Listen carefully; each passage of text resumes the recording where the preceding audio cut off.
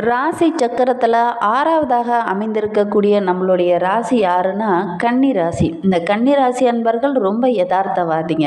நடைமுறைக்கு ஒத்து வரக்கூடிய தொழிலை தான் அதிகம் தேர்ந்தெடுப்பாங்க. அந்த தொழிலை கூட ரொம்ப லாபகரமாக செய்ய வேண்டும் அப்படின்னு நினைக்கக்கூடியவங்க. பெரும்பாலும் மாத சம்பளத்துக்கு வேலை செய்கிறதுனா கூட தனிப்பட்ட வாழ்க்கையில் எந்த ஒரு இடையூறும் வரக்கூடாது அப்படின்னு நினைத்து அதற்கேற்ற வேலையை தான் தேர்ந்தெடுக்கக்கூடியவங்களாக இவங்க இருப்பாங்க. கணக்கில் புளிங்க, கணக்கில் ரொம்ப கெட்டிக்காரங்களாக இந்த கன்னிராசி அன்பர்கள் இருப்பாங்க. ஏன்னா இவங்களுடைய ராசி அதிபதி புதன் என்பதனால ரொம்ப புத்தி கூர்மை நிறைந்தவங்களாக இருப்பாங்க.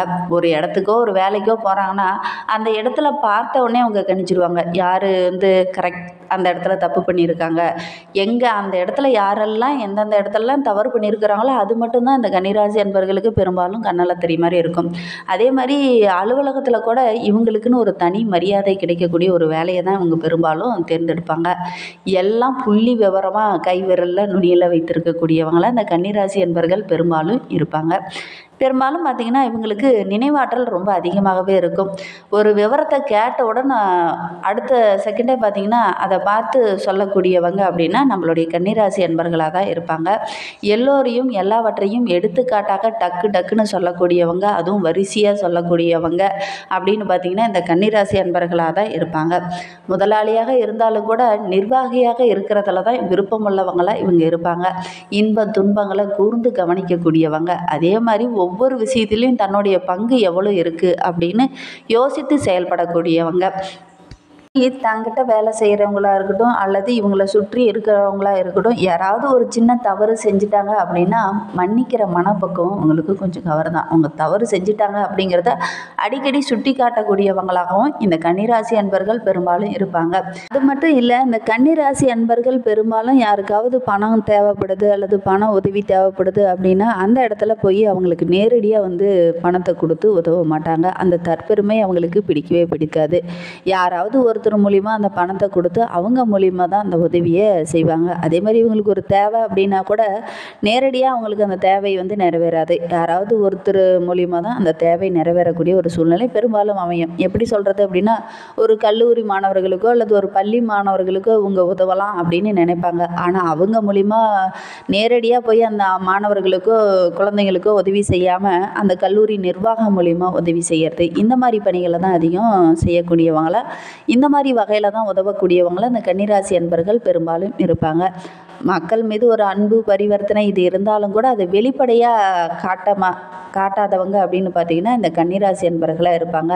ஒரு சிலர்லாம் பார்த்திங்கன்னா இந்த கன்னிராசி அன்பர்கள் தொழில் அதிபராக இருப்பாங்க. எதையும் ஆராய்ந்து முடிவெடுக்கும் பக்குவம் நுண்ணறிவு படைத்தவங்களாக இவங்க இருப்பாங்க.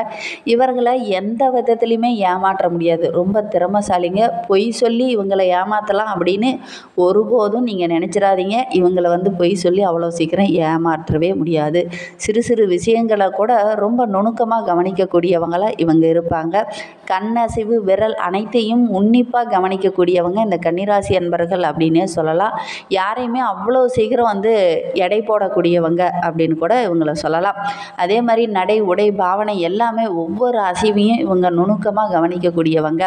சரி, இவங்களுக்கு அடுத்து வருகின்ற 7 நாட்களும் எப்படி அமைந்திருக்கு? தொழில், வியாபாரம், நிதி நிலைமை இதெல்லாம் உங்களுக்கு சாதகமாக அமைந்திருக்கா? இந்த வார கிரக நிலை உங்களுக்கு எப்படி அமைந்திருக்கு அப்படிங்கிறது எல்லாம் இந்த வீடியோவில் விளக்கமாக சொல்லியிருக்கோம். நிச்சயமாக இந்த வீடியோ உங்களுக்கு ரொம்பவும் பயனுள்ளதாக தான் இருக்கும். அதனால் வீடியோவை கடைசி வரைக்கும் பாருங்கள். நீங்கள் இப்போ தான் ஃபஸ்ட் டைமாக நம்ம சேனலை பார்க்குறதா இருந்தால் நம்ம சேனலை சப்ஸ்கிரைப் பண்ணிவிட்டு கூடவே இருக்கிற பெல் ஐக்கானையும் கிளிக் பண்ணிக்கோங்க. அப்போ தான் நாங்கள் போடுற ஒவ்வொரு வீடியோவுமே உங்களுக்கு நோட்டிஃபிகேஷனாக வரும். நீங்கள் கன்னியாராசி அன்பராக இருந்தால் மறக்காமல் நம்மளுடைய சேனலுக்கு ஒரு லைக் கொடுத்துக்கோங்க.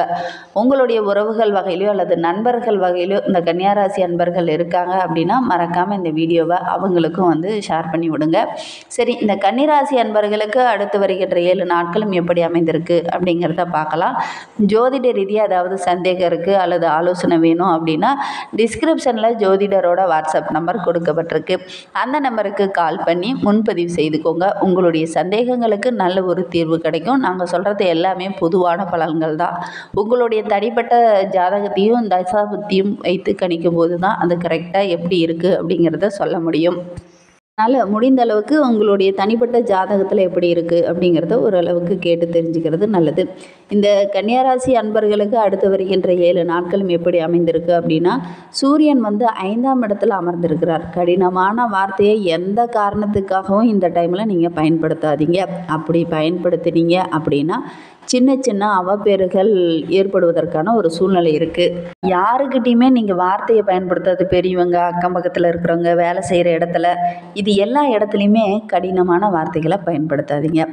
இந்த டைமு இந்த வாரத்தில் பார்த்தீங்க அப்படின்னா உங்களுடைய அலட்சிய போக்கால் நல்ல நல்ல வாய்ப்புகளெல்லாம் கொஞ்சம் நழுவ விடக்கூடிய ஒரு சூழ்நிலை இருக்குது.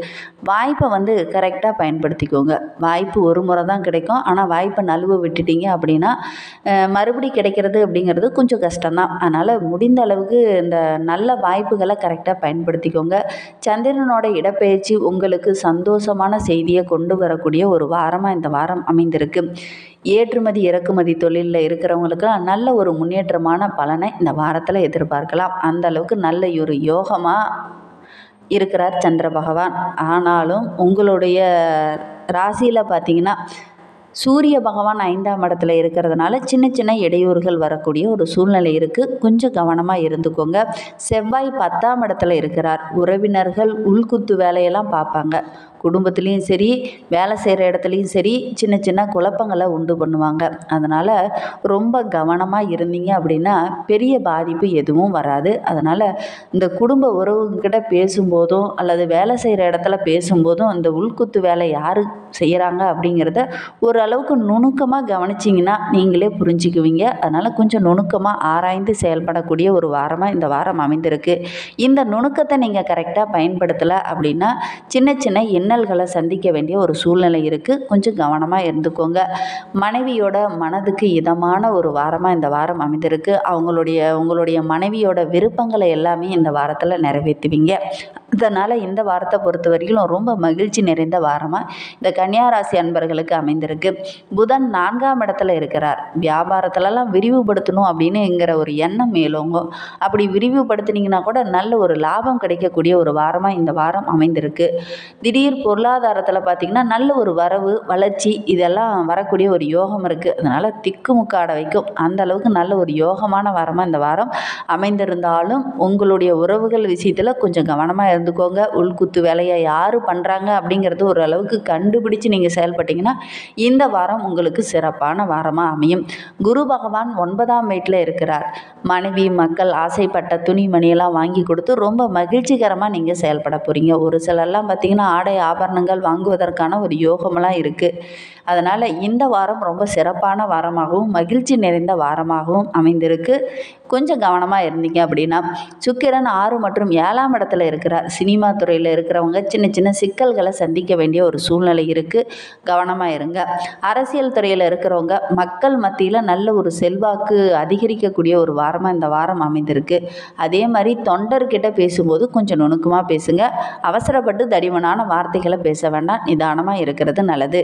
சனி பகவான் 6ஆம் வீட்டில் இருக்கிறார். பிள்ளைகளுடைய கல்வி விஷயத்துக்காக கொஞ்சம் செலவு செய்ய வேண்டிய ஒரு சூழ்நிலை இந்த வாரத்தில் அமையும்.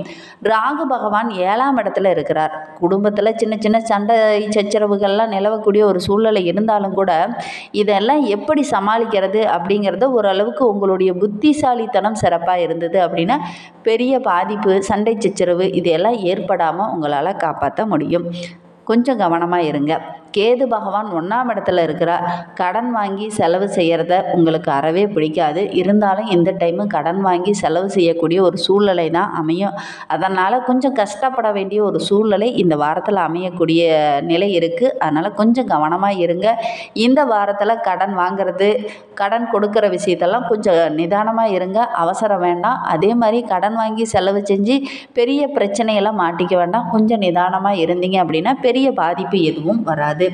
இந்த கன்னியா ராசியில் பிறந்த 3 நட்சத்திரக்காரர்களுக்கும் இந்த வாரம் ரொம்ப சிறப்பான வாரமாக தான் அமைந்திருக்கு.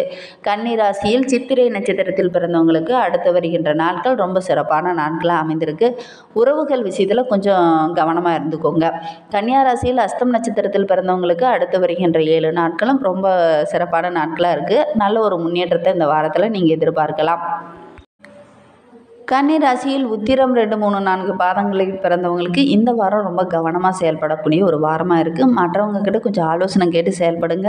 இருந்தாலும் இந்த வாரம் சிறப்பான வாரமாக அமைந்திருக்கு. இன்னும் உங்களுடைய வாழ்க்கை சிறப்பாக அமையணும் அப்படின்னா, அருகில் ஏதாவது பெருமாள் ஆலயம் இருந்தது அப்படின்னா அந்த ஆலயத்திற்கு சென்று அன்னை மகாலட்சுமியை தொடர்ந்து வழிபட்டுட்டு வாங்க. நல்ல ஒரு